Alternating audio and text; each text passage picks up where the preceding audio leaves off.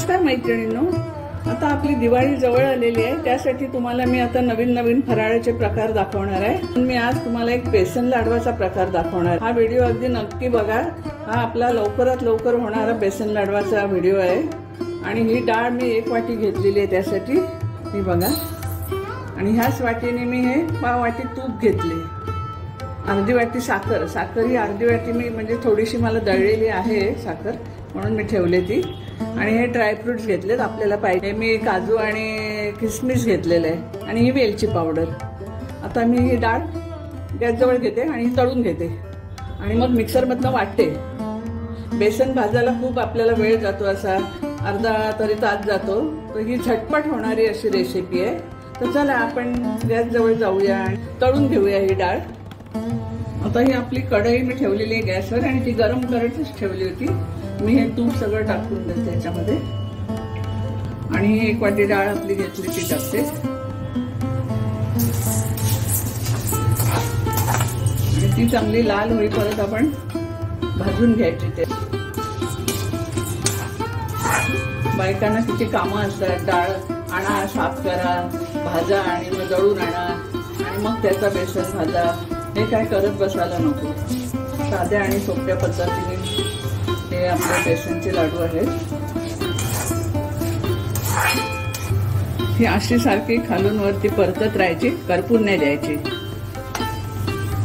ही डाळ तळताना तुपामध्ये आकसली जाते, जरा बारीक होते अशी, आतून पण चांगली व्हायला पाहिजे आपली। बघा आता आपली ही लाल होत आलेली आहे अशी डाळ। 5 मिनिटं पण याला लागत नाही आणि याचं प्रमाण पण असं आहे, 1 किलो डाळ असेल तर पाव किलो साधारण तूप लागतं आणि साखर अर्धा किलोपेक्षा कमी थोडी। आता मी गॅस बंद केलाय पण तुपामध्येच अशी जरा हे करून घेतले, कारण तूप आपलं गरम आहे। आणि मी आता या टोपामध्ये अशी गाळणीने गाळून घेते, म्हणजे तूप आपलं पडेल, म्हणजे आपल्याला मिक्सरमध्ये वाटायला पण ती बरी पडेल। जरा गार होईपर्यंत ठेवते। मग ही डाळ आता मी मिक्सरमध्ये घेतले, ती बारीक करून घेते एकदम। आणि बघा हे एवढं आपलं तूप राहिलेलं आहे तळून, पण पाव वाटी तूप घेतलेलं आपण आणि हे गाळून मी घेतलं तर काहीच नाही त्यातनं निघालं, बघा एवढंच निघालं।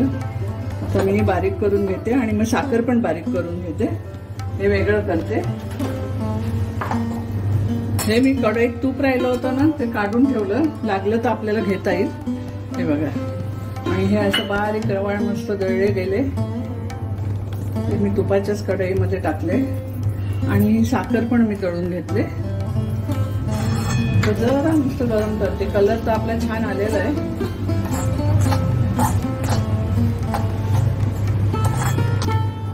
2 चमचे मी तूप टाकते त्याच्यामध्ये,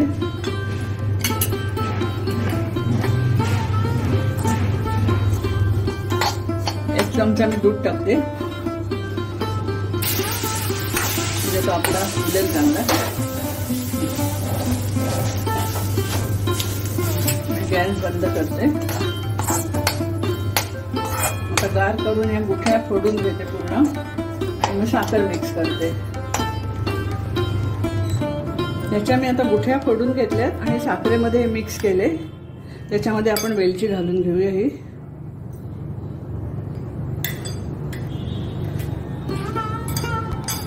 आपलं पाव वाटीतलं पण थोडंसं तूप राहिलं आणि साखर पण मी अजून ही दळलेली आहे माझी, ती नाही घेतली।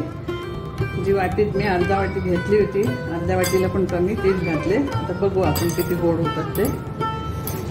आणि थोडे ड्रायफ्रुट्स घालून घेऊया।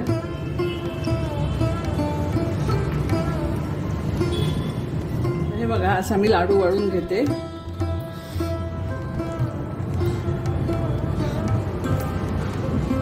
पाहिजे तर आपलं राहिलेलं तूप आहे ते टाकायचं, पण ह्याच्यात होतात वळून आणि मग हातावर असं असं करायचं, म्हणजे ते आपल्या हाताच्या उष्णतेने तूप आपलं लाडवातलं वितळते आणि चांगले त्याला शायनिंग येते।